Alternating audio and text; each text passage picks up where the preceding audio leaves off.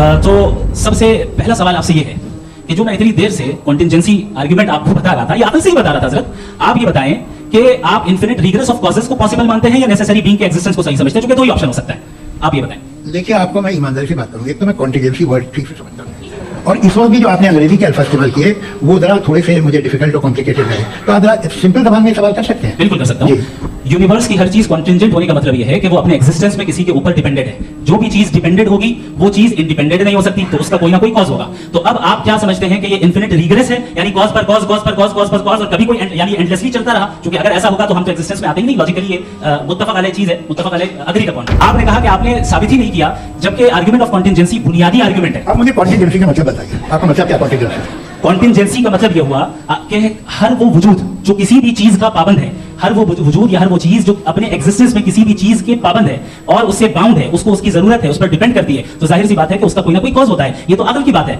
ये आप रीजनिंग की बात करते हैं, मैं वही कर रहा हूं। दूसरी चीज, आपने ये बात कही कि अभी आपका क्लोजिंग आर्गुमेंट है, बता दें। Argument of contingency sir. अरे मैं आपसे कई बार कह चुका हूं, कंटिजेंसी का मतलब ये जो है, जब आप ये कहते हैं कि कायनात जिसकी कंटिजेंसी है, मैं देखिए वो लफ्ज़ इस्तेमाल किया मैं, तो ये कैसे हो सकती है भाई?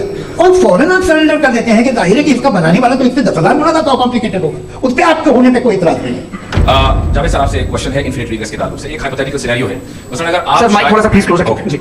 अगर आप शायर इसलिए हैं कि आपके कोई उस्ताद शायर थे, और वो इसलिए शायर थे कि उनके कोई उस्ताद शायर थे, और इसी तरीके से हम माजी में पीछे चलते चलते चले जाएं और कहीं ना रुके, तो माफ कीजिएगा आप कभी शायर नहीं हो सकते। लेकिन आप शायर हैं, आपका शायर एग्जिस्ट करता है, इसका मतलब ये है कि आप कहीं ना कहीं रुके हैं। तो मेरा सवाल ये है कि क्या आप इन्फिनिट रिग्रेस ऑफ कॉजेस को लॉजिकल फैलेसी मानते हैं या नहीं मानते? हाँ या मैं इन्हें लॉजिकल फैलेसी नहीं मानता हूँ, लेकिन मेरा प्रॉब्लम यह है कि जब मैं नहीं मानता हूँ तो I will continue with this logic जो फैलेसी नहीं हो। आप एक जगह रुक जाते हैं जाके, आप कहते हैं ये गेंद कैसे बनी, ये जजीरा कैसे बना, ये समंदर कैसे बना, ये जमीन कैसे बनी, और अचानक गॉड पे जाके आपको ब्रेक लग जाता है। एक बार आप सवाल नहीं करते कि भाई इनको बनाने वाला तो इनसे भी कॉम्प्लिकेटेड होगा है? अच्छा सर क्यों नहीं होता? मैं बताऊं प्लीज। आपका शायर कभी वजूद में आता है अगर शायर इसी तरह चलते रहता जी, माइक मेरे ख्याल से इन्फिनिट रिग्रेस का कांसेप्ट क्लियर नहीं हो पाया सर, रहने दें, लेट्स मूव ऑन सर। ठीक है। हाँ,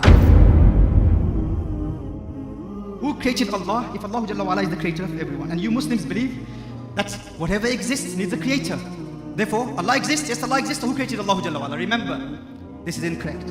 Why? Because we don't say that everything that exists needs a creator. Everything that came into existence from non-existence needs a creator. Remember this.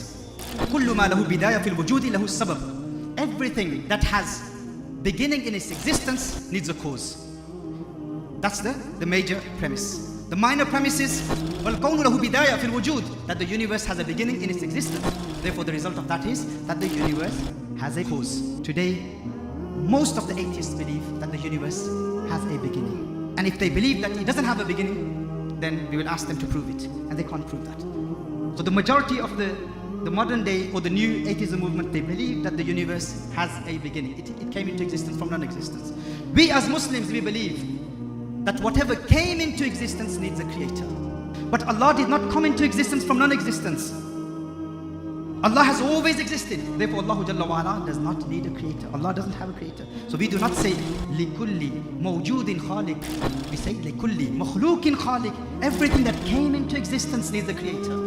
Allah Jalla wa'ala did not come into existence. Allah is uncreated. So if someone says, if everything needs a creator, then who created God? We say God is uncreated. If God is uncreated, then you're saying who created the uncreated? Who designed the undesigned? Who initiated the one who was never initiated? That question doesn't make sense. Does that make sense to anyone? So if anyone tries confusing you in the future by saying if everything that exists needs a creator, then who created God? We say no, everything that came into existence from non-existence needs a creator. Allah Jalla wa'ala has always existed. Allah's existence is eternal. وَيَجِبُ فِي حَقِّهِ تَعَالَى الْقِدَمُ. Allah is qadeem, He's pre-eternal. Now if someone asks this question, who created Allah Jalla wa'ala? This question, that who created God, this will lead to infinite regress. What does this mean? It's called tasalsul in Arabic.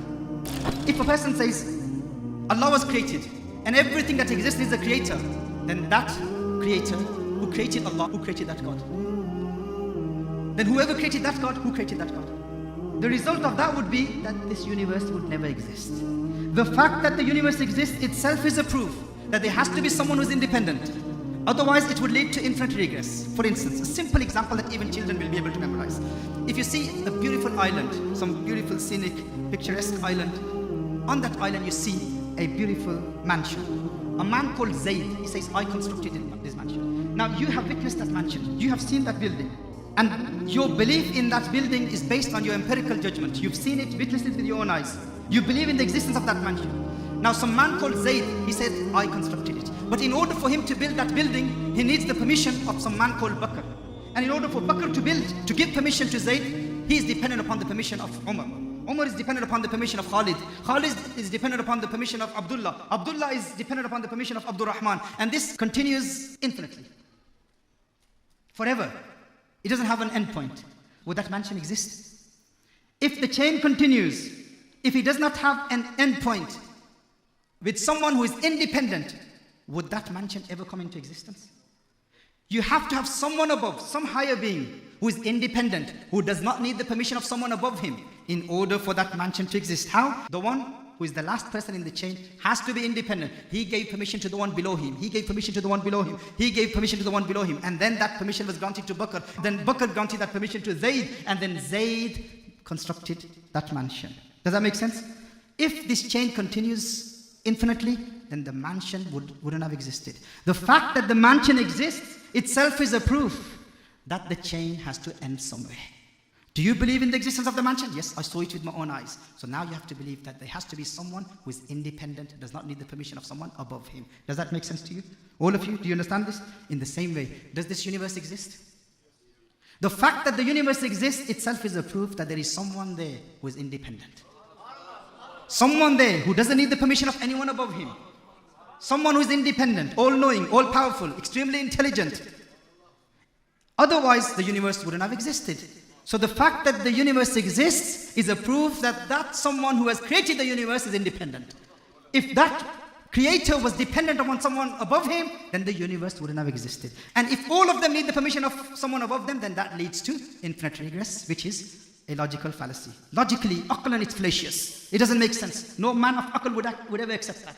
So if anyone raises that question to you in the future, if someone says this, that if Allah created everything, then who created God? Who created Allah Jalla wa'ala? Remember, Allah is not someone that we can comprehend. Allah is beyond our comprehension. We cannot understand the reality of Allah Jalla wa'ala. But as far as these arguments are concerned, we can refute any atheist. If they try confusing you, you say to them, who converted Richard Dawkins to theism? Say that to the atheist. Who converted Richard Dawkins to theism? Who made him a theist? Or who converted Sam Harris to theism? Or who converted Christopher Hitchens to theism? If he says, oh, let me think about it. I don't know. Let me find out. Is that really true? Is that true? So you will confuse him, won't you? He will go back to his people and he will ask them. They will say, oh, Richard Dawkins, he hasn't converted. He believes that Allah doesn't exist. He hasn't embraced Islam. He hasn't embraced Christianity or Judaism. He doesn't believe in the existence of a creator. You are a liar or Muslim who's saying that. Who converted Richard Dawkins? You're probably talking about some other Richard guy. But my Richard Dawkins, my master, he cannot accept Islam. He doesn't believe in the existence of Allah. So we will say, the way my question is wrong to the atheist, yes? Who converted Richard Dawkins? In the same way, for you to ask me the question, who created Allah? The way you say Richard Dawkins, my master Richard Dawkins is unconverted. Our answer to that atheist will be, my Allah is uncreated.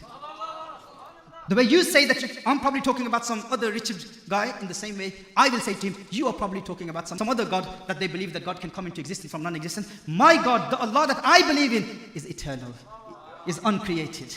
The question itself is logically fallacious. It does not make sense for people to say that who created God. Anytime people ask you this question, you'll say that leads to infinite regress. Allah Jalla wa'ala is independent. Allah Jalla wa'ala is not contingent. Allah Jalla wa'ala has always existed. And our aql, our intellect cannot comprehend the reality of Allah Jalla wa'ala. Human mind, we have to accept our limitations. And Rasulullah sallallahu alayhi wa sallam is the one who saw Allah Jalla wa'ala. We believe in the existence of Allah through Rasulullah sallallahu alayhi wa sallam. Through rational proofs, we believe in the existence of Allah Jalla wa'ala. But the complete tawheed, the reality of tawheed can only be understood by believing in Rasulullah sallallahu alayhi wa sallam. So through the mediation of Rasulullah sallallahu alayhi wa sallam, we believe in Allah Jalla wa'ala's sifat, Allah Jalla wa'ala's attributes. A true Sufi will never become murtad. Why? Because he has that experiential knowledge of Allah Jalla wa'ala in dunya. In dunya, he experiences the gnosis of Allah Jalla wa'ala. And when he experiences the qurb of Allah Jalla wa'ala, he gets the glimpse of what he will see in the hereafter.